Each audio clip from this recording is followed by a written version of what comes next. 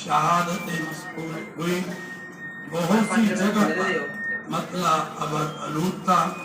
जिन मकामात से शहादत मस्कूर हुई इनमें चमन, किला सैफुल्ला बसनी, पेशावर और मुख्तलिफ मकामात शामिल हैं।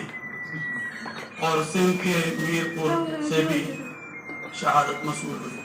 लिहाजा इत्तफाक राय से तय पाया है कि यकम शवाल मुहर्रम 1442 हिजरी 13 मई 2021 बरोज जुमारात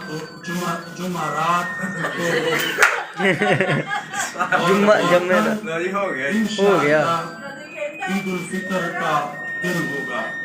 तमाम अहले इस्लाम को ईद उल फितर की खुशियाँ मुबारक हो।